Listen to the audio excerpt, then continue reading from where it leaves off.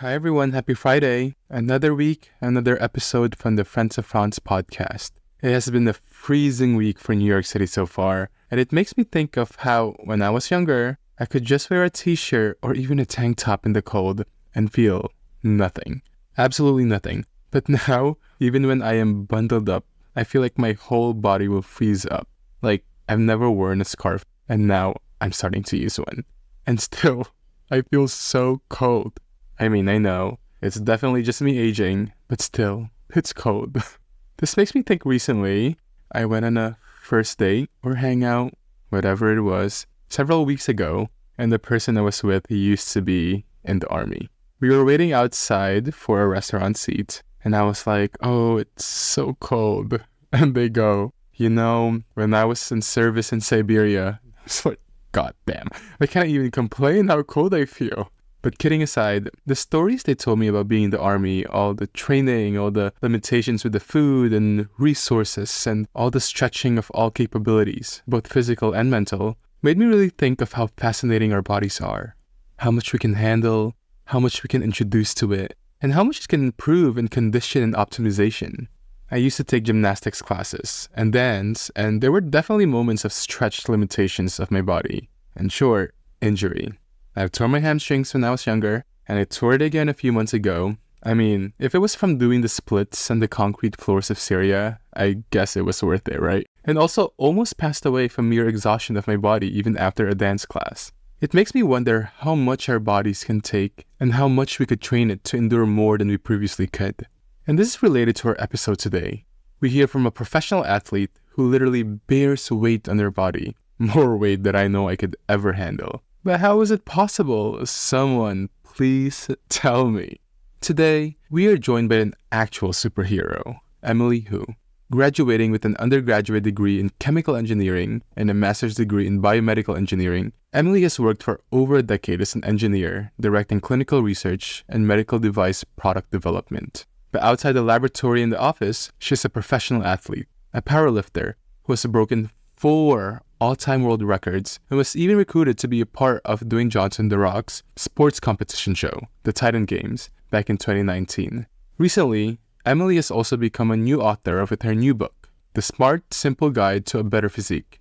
This episode was recorded back in March earlier this year for National Athletic Training and National Nutrition Months, and these are exactly the crux of our episode today. Emily's journey within engineering, the worlds of clinical science and physical science, her journey into powerlifting, and all of the learnings she generously wants to show us about nutrition, fitness, and the full capabilities of our body. Enjoy! Hi. We made it! Thank you so much for joining me Thanks for having me. today. I love how the light is still shining on your background, and here it's this is a ring light, so it's so dark here outside already. In I know you're in California, where it's California, always right? sunny. I'm so jealous. Here in New York, it's been a whirlwind of cold, and then sometimes you get spring weather, and then it's cold again. Anyways, I've been so excited to have this live stream. We've been connected for a while now. And, March is National Athletic Training and Nutrition Month. But outside of that, I just really wanted to talk to you about you, your journey, and your book, which I finished, which was amazing. We'll talk about it more. If you could just first introduce yourself to everybody, please. My name is Emily Hu. I am a clinical research director by day in the medical device and the nutrition industry. And by night, I'm a professional powerlifter. I've had a few world records in powerlifting. And then as of a few months ago, I'm also an author. And my book is about health and fitness, but it's not for powerlifters. It's about health and fitness for everyone, particularly busy people who have jobs and lives outside of fitness. Yeah, I mean, as I was reading the book, again, we'll talk about this more, but it's just so practical. And, when I was first thinking about it and I was about to start it, I'm like, oh my gosh, a world record holder wrote this book. And I felt like it was going to be daunting. But every page is like, wow, I understand this. I can do this, But anyways, like you said, by day, you are in science and you're in engineering, and then by night, you're a professional powerlifter. I wanted to delve more into your journey within the science part, by day, because it is right outside your house right now. I know that you have a bachelor's in chemical engineering and master's in biomedical engineering. First of all, I think it's common knowledge that engineering is like mind breaking and mind blowing and brain bleeding. I wanted to ask first, why engineering? What was the inspiration behind taking up these fields in the sciences, especially along the lines of engineering, both in bachelor's and not to be a stereotype, but obviously I'm Asian, right? And my parents, obviously, they're Asian, and they're Asian immigrants to the U.S. So I think their big dreams for their kids were always in this order: med school, engineering, and then law. And like med school just didn't really sit right with me. I didn't think I was like the doctor type, but I really like the idea of inventions. So engineering seemed cool. I grew up like watching I grew up reading comics. I liked X-Men. I liked the video games. So the idea of like mutants seemed really cool. So chemical and biomedical engineering seemed cool. Chemical engineering, my focus was on making lasers. So lasers are futuristic. That's really cool. It was very hard though. And then I found that like I really liked the natural sciences. So to mix the natural sciences with engineering, to me, biomedical engineering really did that. Yeah, I have friends who have also gone through engineering, and I guess while I was in college as well, they would always tell me, oh, it's so hard, learning all the sciences all the mathematics involved, and also deep sciences as well. But I guess all of that like bridges to the work that you do, right? And I know that you do like medical device development, and you've done a lot of research as well. Can you take us into a day in the life of how work is and what you do? Unfortunately, I feel like these days it's less exciting because I'm not much of an engineer anymore. I'm now a manager, so when I was younger, it would be a lot of experiments. We'd be trying to create something or trying to learn something, right? This goes very well with my powerlifting. But for a while, I was an orthopedics researcher, and I researched the effects devices had on like the knee. And we're trying to learn good ways to treat knee pain. So very often a day would start going into the lab, reading like scientific literature, trying to see how that could apply to what you're making and ways that you can make something that comes close to what the scientific literature says is needed or can be done. And that was a few jobs ago, and that went really well. And then these days, I feel like I'm a very fancy paper pusher. I look at like clinical test plans. So, with the medical field, you do a lot of human subject research, which is clinical trials, right? Clinical trials are so heavily regulated by the FDA because you want to make sure people are safe and not being taken advantage of. So when you have a clinical trial, you have these really long, detailed test plans, and you have to look at the paperwork, like what are we testing? What are we looking for? What do we consider efficacy? And then how do we keep this safe and how do we protect people? So it's a lot of paperwork, and it's probably less engineering now, and it's a lot more fancy reports. Yeah, even then, both the medical and the healthcare fields and all the medical technology and all the scientific branches that deals with people, there's like so many regulations on it, and also like hopefully this doesn't harm anyone along the way and stuff like that, right? Through your early years of when you were doing like a lot of researches and more of the hands-on scientific aspect, what do you think was the best part about those times and about the work you did? Selfishly, the best part was doing orthopedics research. I heard so much about the joints, and at this time I was really getting into powerlifting, and I was like, oh, everything I learned here about the joints I can use on myself later, right? Like realistically, we were studying the joints. We were studying how can we help old, fat, brittle people walk again, move again. But biomechanics are the same across all people. So if you learn it for an unhealthy person, you learn it for a healthy person. So like I think part of the reason why I've been able to powerlift without much injury is because I had years of working like orthopedics where I had to learn biomechanics. And like I said, selfishly, it was really great for me. And you even published orthopedics research paper, right? Knee pain. Can you talk more about the insights at the time I was in a startup in Silicon Valley, and we're making a device that treated knee pain. And so to treat knee pain, you have to know what you're treating, and you're treating the nerves. But where are the nerves in the knee, and how many are there? So that we knew how many there were, but where they were, it was not well established. So we needed to find a method on how do you find these nerves that cause knee pain for everyone, right? Knowing that everyone's a different height and width. So what are reliable ways to find these nerves and then to treat them? So we found there are 4 nerves, 2 nerves that cause the knee pain at the top of the knee, and then 2 nerves that cause knee pain at the bottom of the knee.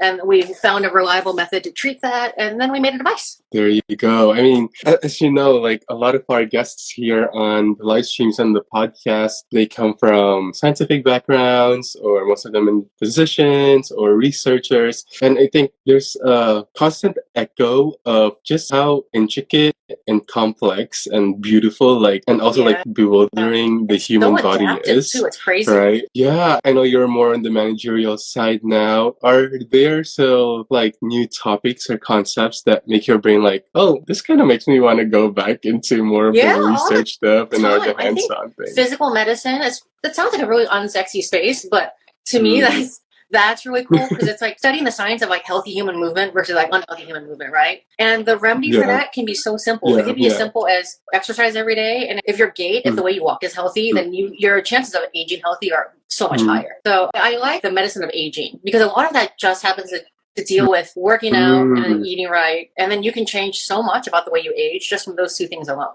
Yeah, definitely. You know, I do work in interventional cardiology, and many of our patients also come in for, you know, lower extremity and leg pain, but more so on the vascular side, more, you know, calcifications in the arteries as opposed to the actual nerves itself indirectly, because as we know that over time, that also comes into play as people age, and most of the reasons why their veins and arteries are calcified in the first place is probably because of sedentary lifestyles or not exercising, especially the very atherosclerotic diet that the American nation has, right?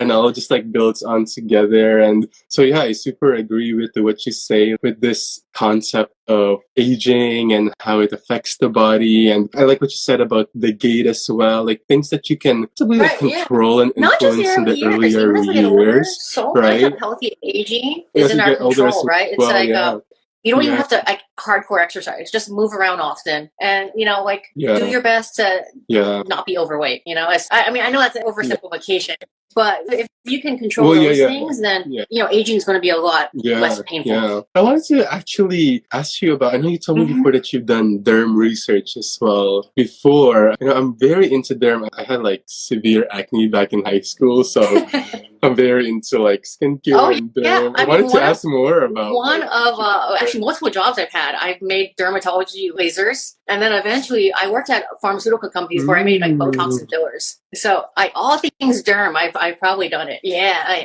that's why my skin looks so good. No Botox yet. But some filler. Yeah, I mean, now all of that you're saying is reminding me of what you just said earlier when you were younger.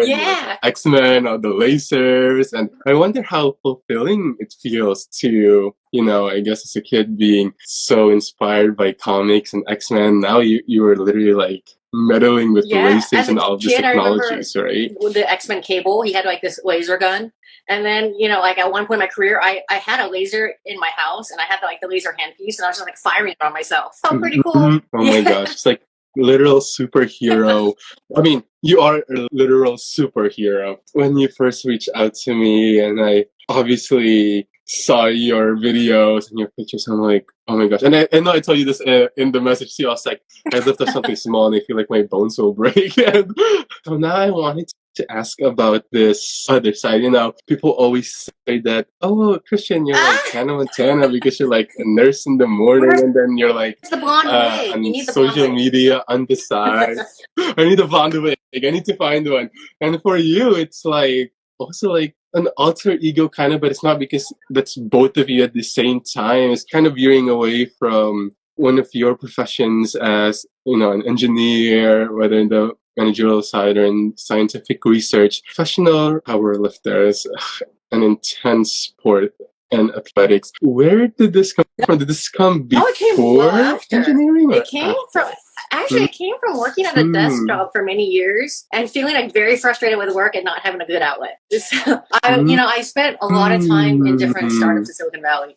And I think there's this like stereotype that startup life is very stressful. It's true. And so, you know, like I was early in my career, I was at the bottom of the totem pole.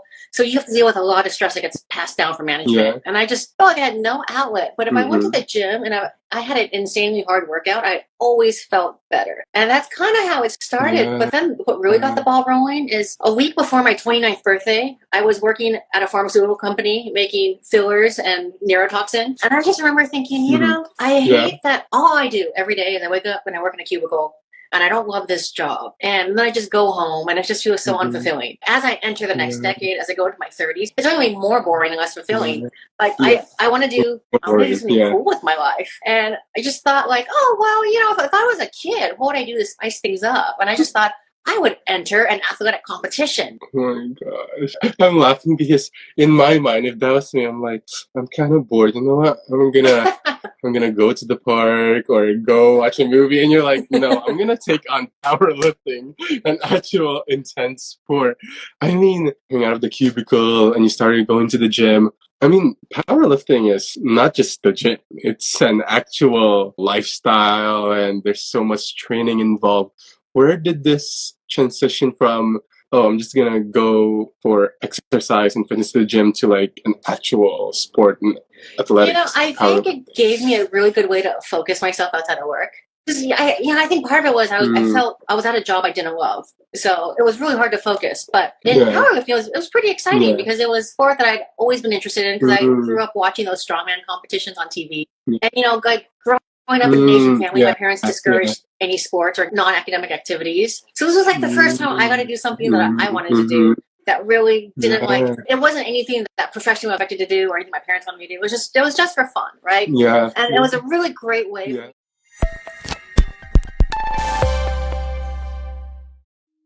I often wish I had perfect vision. There is so much intricacy in life and beauty in the world around me that I often miss because my view can get so blurry. Though I had glasses for years, I opted never to wear them because of the embarrassing indentations and marks they left behind on my face. Covri seeks to target this common struggle within the eyewear market. Covri is a 100% AAPI woman-owned inclusive eyewear brand designed for comfort, offering a wide range of sunwear and specs with prescription lens options. With their signature elevated fit that features longer nose pads, a reduced frame curvature, and a narrowed nose bridge to elevate the frame, Covri is designed to better complement diverse facial features such as low nose bridges and high cheekbones for an effortless fit. Beyond this, the premium handcrafted frames are made from plant-based acetate and lenses with 100% UV protection. Find your perfect fit with their offers of a home and virtual try-on. With the code Franz, that's FRANZ, you can get $20 off any frame you like on shopcovri.com. See the world's beauty more comfortably with Covri. This offer is valid in one frame per order, cannot be combined with any other offers, and is limited to one use per customer. There are luxuries in life that see beyond material things. Practices like self-care and skincare can be an oasis in the whirlwinds and busyness of life. But what if there exists a harmony between material and immaterial luxuries? House of M Beauty is a saffron-infused luxury skincare line that harnesses the antioxidant, vitamin C-rich, anti-inflammatory, and antibacterial power of the highest quality medicinal-grade saffron. They are a clean treatment skincare line suitable for sensitive and postpartum skin. Their unique and consciously crafted formulations maximize the potency of medicinal saffron to calm and soothe sensitive skin while brightening and targeting skin concerns. From their skin polish, to the miracle serum, to the glow jelly mask, and the Silk Night Concentrate. Experience the luxurious transformation saffron can bring to your skin with the code FRANZ20, that's FRANZ20, for 20% off your first order on houseofmbeauty.com. Also available at Nordstrom nationwide. As a nurse, I am on my feet, alert for 12 hours or more each day. There is no space for drowsiness or lethargy in my job because my patients' well-being is at stake. Sometimes, you just need the extra energy boost from coffee. Robusta coffee offers 2 times more caffeine and antioxidants with 60% less sugar. But did you know that thanks to its climate and fertile volcanic soil, Vietnam is the world's second largest coffee producer and the #1 grower of Robusta? Nguyen Coffee Supply is America's first specialty, women-owned Vietnamese coffee company set to change the future of coffee through sustainability, diversity, and inclusion. They only roast coffee beans that are hand-picked at peak ripeness from direct trade Vietnamese farms to produce sweet and flavorful coffee without any additives, flavorings, or oils. Get your own velvety coffee experience for 15% off your order with the code FRANZ15, that's FRANZ15 at nguyencoffeesupply.com.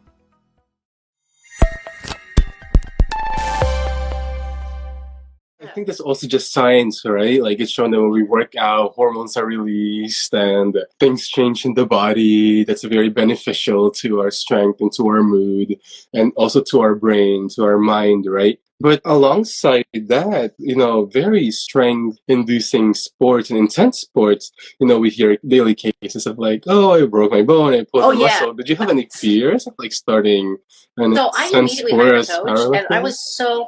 I think I was so timid the first like Mm, 3 years that the first 2 years I had yeah. every single training session with a coach. So it became pretty expensive, but I just didn't trust myself to not hurt myself. Yeah.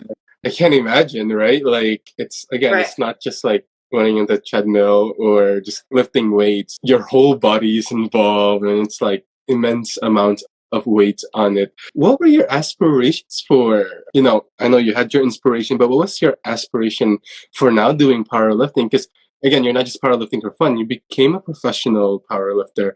How did that come about? And you obviously had world records, which we will talk about. Now, when did that transition come from just doing it for fun I think to so. When I broke being the a world job? record, then it became a little easier to Yeah. get sponsorships, right? And then with sponsorships, there's always something you're on the hook for something.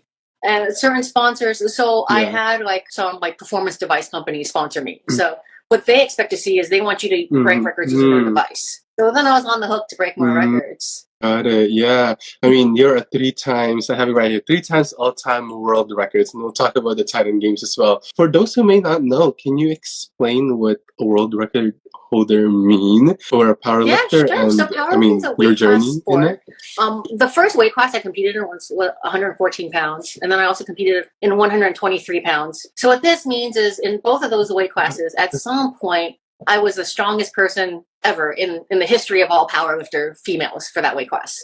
It's like you don't need X-Men laser anymore. Like that's it. That's that. I mean, wow, that's amazing. And then you're on the rocks, the Titan Games, which I know about. Can you tell us the journey of how you was more interesting than got in there and actual started? games because sadly I didn't do that well. Spoiler alert. But at the time when NBC found me, it was nice. I actually didn't have to audition. They found me because one of the casting agents knew somebody who knew who I was as a powerlifter and said, hey, I know you're looking for women for this show. This person's very strong and is a powerlifter. And so then they reached out to me. They said, do you want to be on the show? And at first I thought, no, I hate reality TV. I'm like, I have no aspirations of being a star.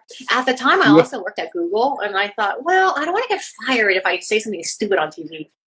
But then I thought about it, and a lot of people, including people at Google, said, hey, it could be a good opportunity. It's reality TV, so just have fun. And it's going to be a unique, once in a lifetime experience. You should do it. So I did. And, I stunk at it. It was very stressful, but it was indeed a very unique experience. For sure. I mean, I can't imagine. It's not just like you in front of the mirror, but it's also you and the rest of the world, right? Watching it. Still, what an amazing experience.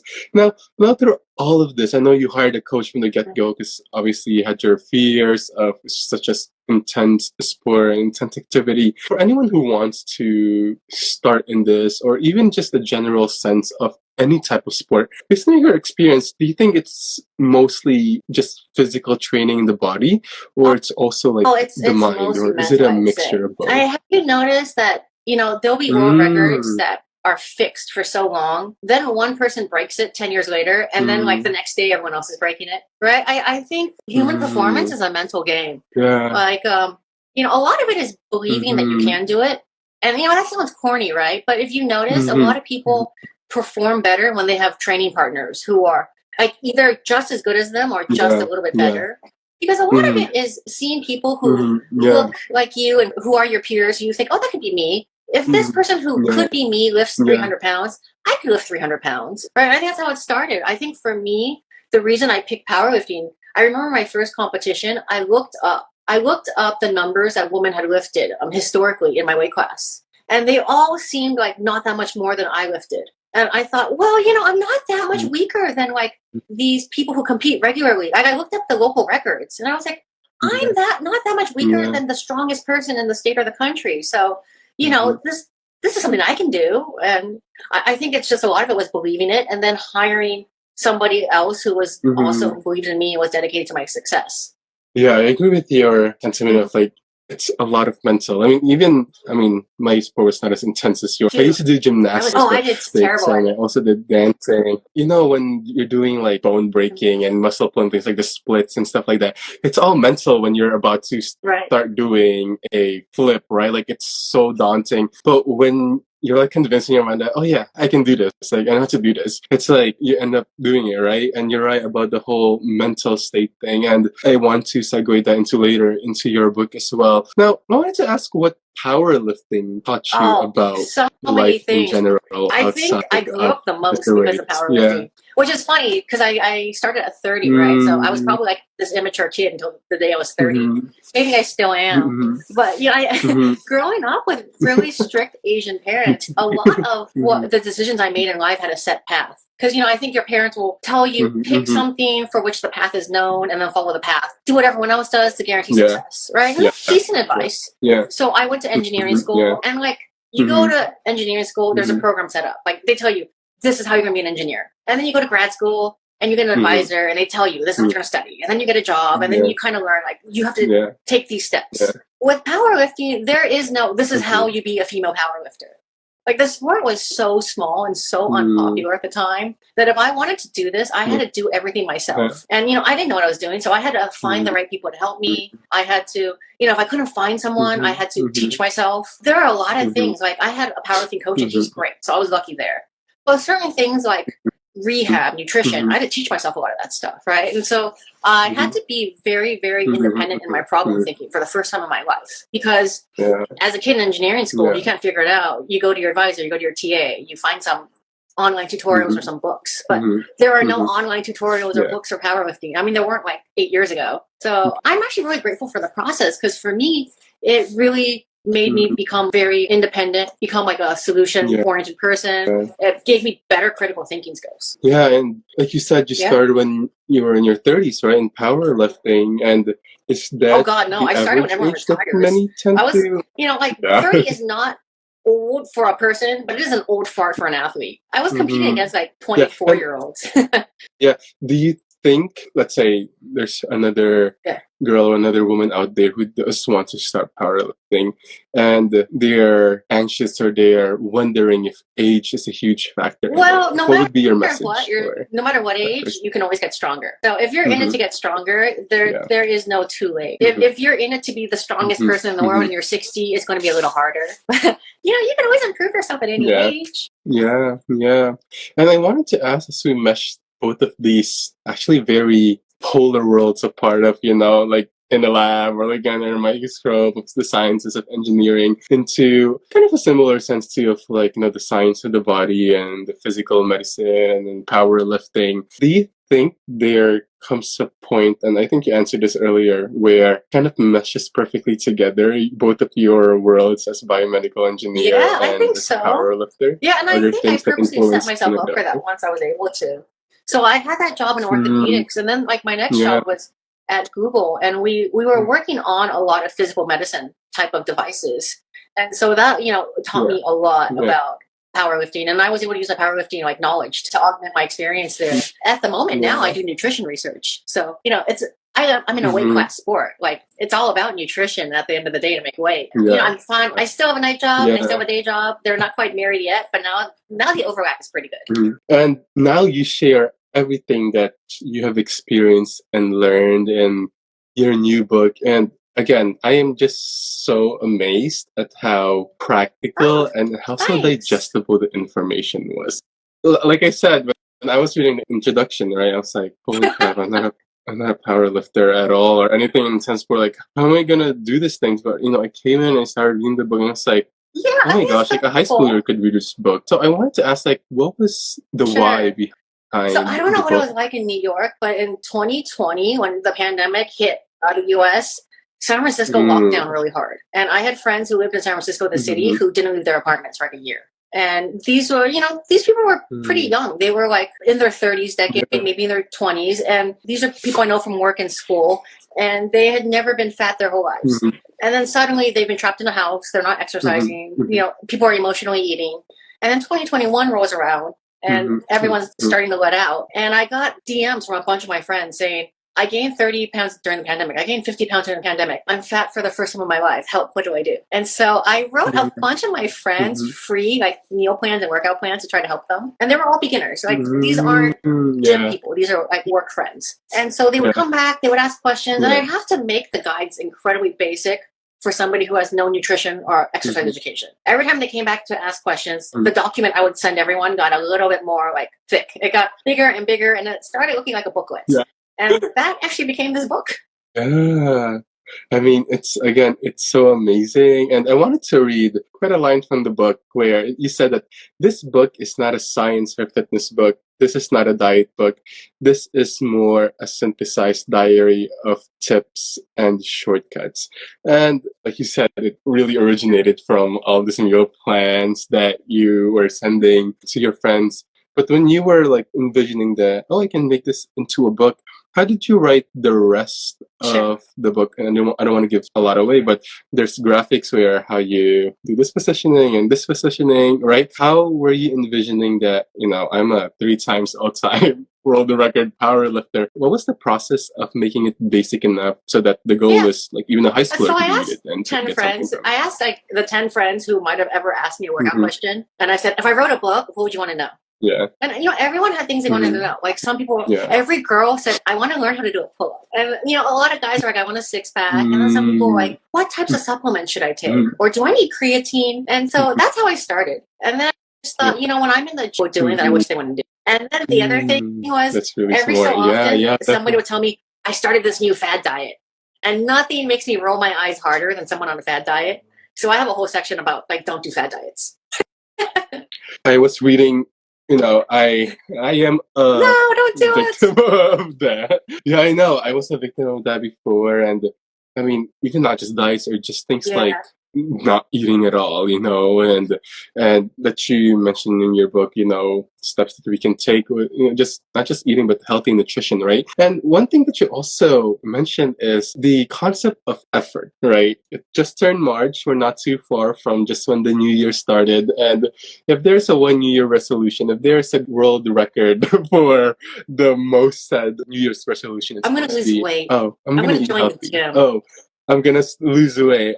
I'm going to go to the gym. I don't know if you saw the thing from Equinox in the beginning of the year where they're like, we're not going to offer membership offers to those who are going to start in January because, and it created this whole discourse online of people saying, they don't want people who are just making a New Year's resolution or whatnot. The point being is that as the New Year starts, people want to make steps into losing weight or eating healthier.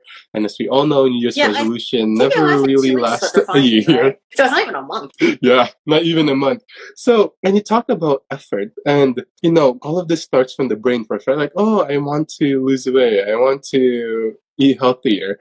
But then from the mind to the action, there's just this like big expanse. There's this chasm of just the sheer inability to actually, execute that effort of the mind to a physical effort. What do you think is the biggest barrier from realizing that mind goal to I never tell anyone to be lazy, but people pick way too ambitious of goals. That's the problem, right? You're like, I'm going to go to the gym every day for 1 hour for the rest of my life. That's like the New Year's resolution, right? But that's not going to happen. Let's be realistic, right? Or it's like, I'm never going to eat a carb again. So I think people should pick smaller goals. I mean, when I set goals, I don't actually make them that big and sexy. It's like every day I would drink 2 less sodas. If you like sugar, right? Or like, so my big thing is I have a big sweet tooth. So I'll tell myself I will only eat like desserts on like Thursday and Friday instead of like every day of the week. Yeah, I feel you on that sweet thing. And yeah, you're right with all, making those smaller steps and smaller goals that you can make this come true first and then you expand it little by little. Easy to hit also. Don't say, I'm going to walk 10,000 steps like every hour, right? It's like 1,000 steps a day. When you start to hit the goals, then you feel pretty good. Momentum continues. And if the goals are easy to hit, they start to become automatic because they're part of your life. So if you're like, I'm going to get off the train at one station early and walk the rest of the way. Like, that's doable. And then that can become second nature. But you'd never say, I'm going to walk 2 miles to work every day. Yeah, that's true. Like making Right. into like digestible steps too, right? Like things that are very realistic on a daily basis or even for like a day's basis. And you mentioned earlier about your friends asking you, Right. like, do I need supplements? Should I do this diet? And when we talk about health and fitness, the first two things that come to people's mind is, oh, healthy eating and going to the gym or walking and running and exercising. But then in your book, you again are giving too much away, more of a general term, you introduced several aspects that are part of this Right. whole health and Right. fitness Yeah. idea, which things like sleep, things like supplements, and even like your mental state, right? Do you think it's possible for one to achieve their fitness goals with just one of those factors in an equation, or do you think it's a harmony of sleep and diet, It gets harder as you get older. exercise? But I could see if you were very young, as long as you exercise, you'd be okay, right? And if you're slightly older and maybe disciplined, as long as you sleep well, then you could be okay if you don't overeat, right? But then I would imagine as you get much, much older, like if you don't move around a lot, your body will become more brittle. So I would say, yeah, if you're young, you don't need as much balance. As you get older, balance is kind of important. Yeah, balance is very important for sure. Because, we see these things online where people just bank on one thing, right? Like, I'm not going to exercise at all, but I will like do calorie deficit or stuff like that, right? Or I will eat whatever I want. Yeah, and that only works to a point. Like, it's really hard to outrun a bad diet. Yeah. And then if you are in calorie deficit and you don't eat much, you don't exercise at all, that's probably going to be fine from a fat point of view. But I think your bones will get brittle as you get older. You need to move to keep your bones good.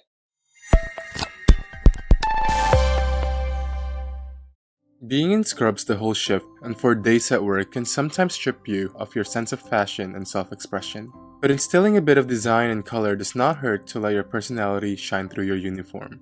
V-Coterie is a leading provider of healthcare jewelry and accessories for playful, everyday wear, from pins to badge reel charms and medical specialty-specific necklaces.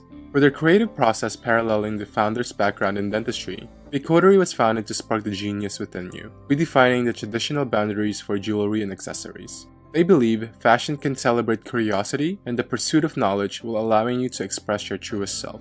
From the curious student to a confident clinician or even a kidney transplant survivor, V-Coterie is here to celebrate you no matter where the journey takes you. Get 15% off your first order with the code VFriendsOfFranz on vcoterie.com. Find your daily dose of style and make your passion your fashion. As someone with acne-prone skin, I always fear using new moisturizers that may be too heavy on my skin and clog my pores. This is why I love my Aloe Quench by Skin by Anthos, a facial moisturizer made for all skin types, especially for sensitive skin like mine. Made with an oil-free formula using aloe, glycerin, and green tea, it is suitable for acne-prone, oily, or combination skin. Its soothing and paraben-free formula makes it even great for sunburns and patients taking Accutane. Skin by Anthos is the byproduct of the minds and expertise of board-certified dermatology professionals and proud AAPI mothers who saw the need for access to pharmaceutical-strength and professional-grade skincare for those with sensitive skin and/or skin of color from the safety and convenience of home. Experience a regimen tailored to your skin type that is strong enough to deliver medical-grade results for 20% off with the code FRANZPODCAST when you order on skinbyanthos.com. The sense of taste is so intriguing. A cascade of good memories can wash over you as you experience a flavor you have met before. Founded by Hanabe, Helmi, a loving nickname for grandma in Korean, is a brand of light sparkling beverages that evokes feelings of nostalgia for Koreans and Asians in general, but also curiosity if you are not familiar with certain ingredients and the story behind the flavors.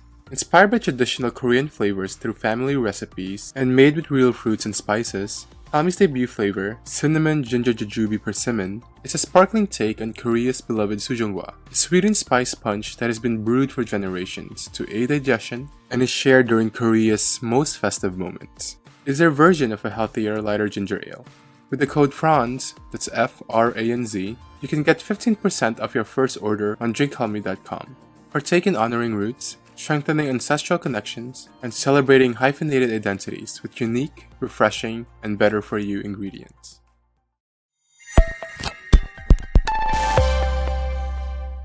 it being National Nutrition Month and you're doing nutrition research, I wanted to pick your brains a little bit on, and you also mentioned about, the irritation for fad diets. People scrolling online, and many of them are teenagers. And as we see through social media and through media outlets itself, especially teenage girls, right, who are subject to the ideals of both body and diet on social media, right? Even if you go down through TikTok and someone's doing what I ate in a day, it always starts with someone's body shot, like someone who's very skinny, or the modeling industry is the face of what healthy means. As young girls scroll through social media, and it's easy to find misinformation online, which is a big reason why I created this podcast. As someone who has experience in this and is an athlete and is doing nutrition research and has written a new book, which is amazing again, what would be your biggest message to young people, especially young girls? When it don't comes to crash nutrition? diet, don't starve yourself, and if you don't like your body, stay off the internet, because none of that's real. Yes, definitely. Social media 1000%. is fake. Things can be Everything's photoshopped. right? Things are photoshopped. Yeah, it's all smoke and Everything mirrors. is photoshopped. And what you see is not attainable, and also it's not worth getting sick over. Yeah, super agree with that. Now, I wanted to ask also, because I'm so curious, which is the fad diet that you hate the most? I think it changes like every day. But right now, I have a bone to pick with the keto diet, because it's gone so popular in San Francisco. Can we please okay. talk about this? I wanted to talk about this. For those who may not know, in my younger years, I have gone through keto diets because of the things I read online and supposed scientific research on it, and have been subject to that and failing after 2 weeks. For those who may not know, and for those who are hearing and stumbling about this, who are interested in the keto diet, what is it? Does it work? What are the potential and so the actual keto harms diet was keto originally, it was invented for people who are not neurotypical. So I think it was people suffering from epilepsy and some other like major brain conditions. So everything I'm going to say is for people who are medically normal, right? If you have epilepsy, don't listen to me. I'm just a crazy person. But for people who are medically normal, the keto diet is a diet in which you get 70%, if not more, of your calories from fat, and then about 25 from protein, and very, very little from carbs. So the problem here is, carbs aren't just bread and rice. There are carbs in a lot of things, including vegetables, including fruit, right? So, and then you have to break up your carbs and break up your protein so that you're not eating it all at once. So you want to kind of get complicated. You want to keep your blood sugar as low as possible. So anything that's not fat, you have to kind of break up into your day, so there's no big amount of any food that's not fat in your stomach. The problem here is fat is actually in of itself not that nutritious. So, we're active people. Carbs are a great source of quick energy. We need protein to make muscle. So if you're only eating fat, it's going to be really hard to work out. You're not going to make any muscle. Some guy in San Francisco claimed to me that he got buff off the keto diet. I think this is physically impossible, because I don't know where the muscle would be coming from. And if you don't exercise, also, this diet is very, very high in saturated fat. So high saturated fat, high triglycerides. I mean, you can get like fatty liver disease. You can get like visceral fat. It's not very good for you if you're not exercising. It's also just not very good for you, period.